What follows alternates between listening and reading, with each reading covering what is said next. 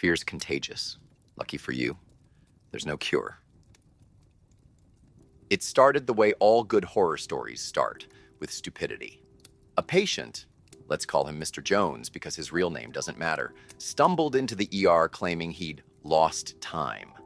Not in the fun, blackout drunk way, but in the I went to bed on Monday and woke up on Thursday way. If you're thinking, sounds like a case for the neurologist, congratulations, you're as smart as a med student. But this wasn't your average, oops, my brain broke scenario. Jones had scratches on his arms, deep ones, like he'd wrestled a porcupine, but in his sleep. That's where it got interesting. And by interesting, I mean mildly less boring than the usual drivel. I'm called in because apparently I have a reputation for solving puzzles. I also have a reputation for being an ass, but people tend to ignore that when they're desperate. So, I start leaning against the doorframe, cane in hand. You went to bed, woke up 3 days later and thought, you know what? The ER is the place for this. Jones glares. I need help. No, you need a calendar. But sure, let's play. Do you sleepwalk? He shakes his head. Do you often wake up with scratches on your arms? Maybe a new hobby involving feral cats? No, and I didn't wake up at home. I woke up in a field. Ah, the plot thickens or congeals. Tests come back clean. No drugs, no alcohol, no sign of a head injury. The guy's as healthy as someone who regularly eats processed food can be, but there's something off. The scratches on his arms, they're not random, they're deliberate. Parallel lines like tally marks. Ever been abducted by aliens? I ask during the next round of questioning. He doesn't laugh. This isn't a joke.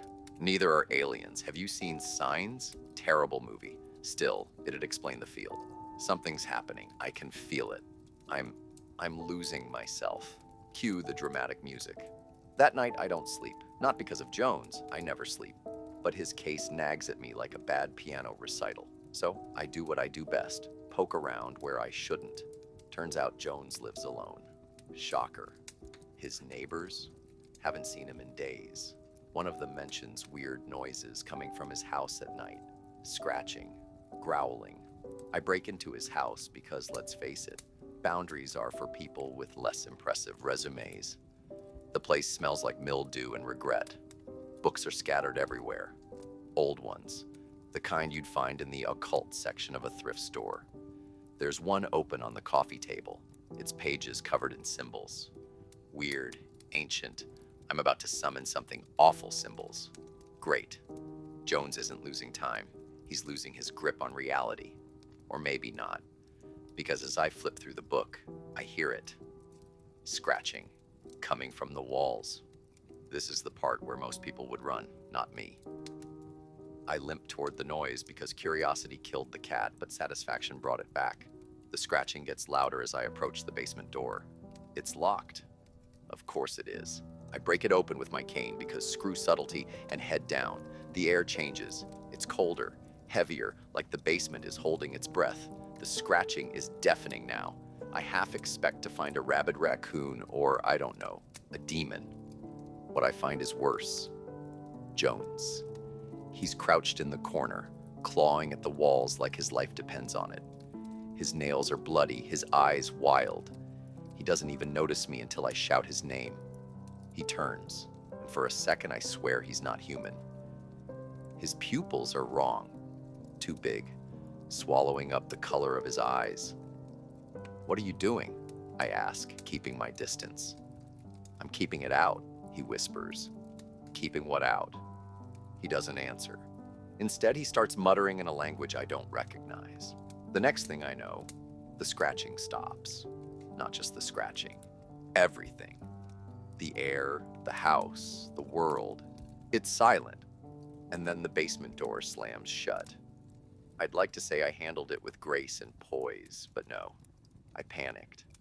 I threw myself at the door, shouting every curse word I knew, which is an impressive amount. Behind me, Jones starts laughing. Let me out, I shout.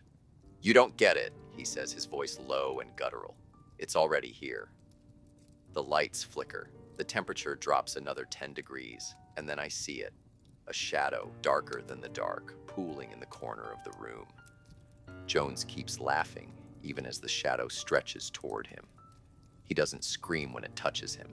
He doesn't even flinch. He just disappears. When the door finally opens, I'm alone. No Jones, no shadow. Just a basement full of claw marks and blood. The official report says Jones ran away. That's what everyone believes because that's what they want to believe. But I know better. Because every night since, I've heard it. Scratching. And it's getting closer. If you enjoyed this, you might be as twisted as I am. Like, subscribe, whatever. Or don't. Just means you'll miss out on more reasons to sleep with the lights on.